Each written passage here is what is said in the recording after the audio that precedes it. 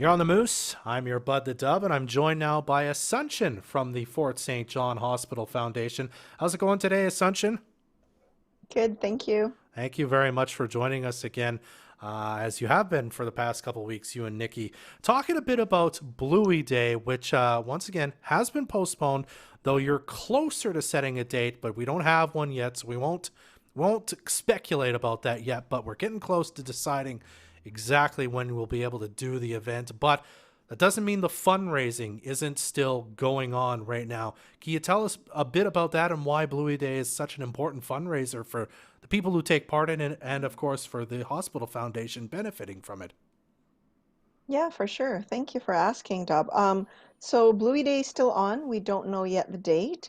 This week we will be spending time going over the regulations set by our government and see how we can fit those to still try to do the Bluey Day. And usually we would do it at the BC Ambulance Services building. Mm-hmm. We will see how many people we could fit um, following the protocol. And it's still ongoing. We're still welcoming registrations for participants. Fundraising is still ongoing. And we're still getting donations every day from different individuals.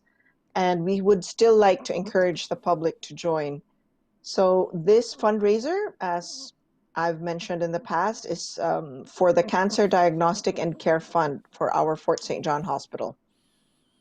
Okay, and just quickly on the fund, I mean, we've talked a lot about this, but just in case someone doesn't know, what is that raising money for specifically? How is that money spent by the hospital when you say give them the giant check or what have you to buy things for? What do they use that money for? Right. Yeah.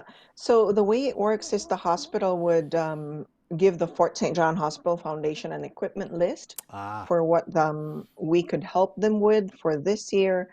And of course, it's from different departments, some from operating room department, laboratory, etc.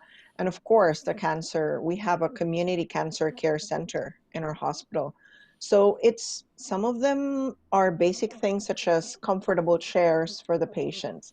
Some of them are vein finders. They're not very big purchases per se, but there's such a huge help in making sure that our patients are taken care of. And, the comfort, just sitting in a chair while you're doing your therapy, right? So that's what the fund is for. We try to help with that. And we all know that living in a northern community has its own challenges. So if we could diagnose earlier and help with that, that would be wonderful. And that's what this fund is for. excellent. Now, I just wanted to reiterate this. Last week, Nikki had said this. I think usually the pledge amount you're hoping for everyone to kind of raise is around $500. Nikki had said, you know what? You understand that things are very different this year. Some people certainly don't have the disposable income they had before to be able to maybe give big charitable donations to do that. Hmm. So sign up, raise the money you can. You don't have to necessarily hit that $500 mark. Maybe aim for it still, Yes. but you don't have to do it. I mean, that should help get anybody kind of involved in this, shouldn't it? Right. Yeah, the minimum participation amount was lowered already to 250. Okay. So if you can raise that amount, well, you don't really know until you join, right? Hmm. But what we know is we live in an amazing community. So, people are always willing to give. We just need to ask. Absolutely. If you want more information and you want to sign up for this, which I encourage you to, you've probably got long hair now, like I do. Yeah. The Fort St. John FSJ Hospital Foundation.ca/Bluey Day, or you can click on events and click on Bluey Day. The sign up information is there. Now, before we go, you did want to talk about one other event that you guys are sort of involved in that's apparently going virtual.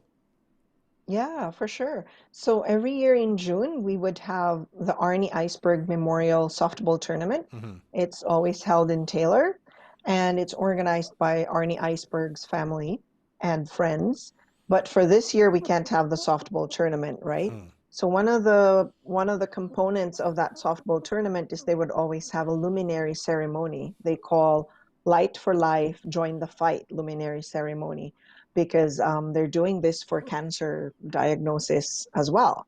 And this year go away with a softball tournament, but we will still have the Arnie Iceberg Memorial Light for Life Join the Fight Luminary Ceremony. Wonderful. And it's going to be held on June 25, 26, and 27. And we would like to encourage everyone to watch out for the details online on our Facebook page and on the Arnie Iceberg Facebook page as well. And perhaps next week, when we have all the details, we can share more about it with everyone.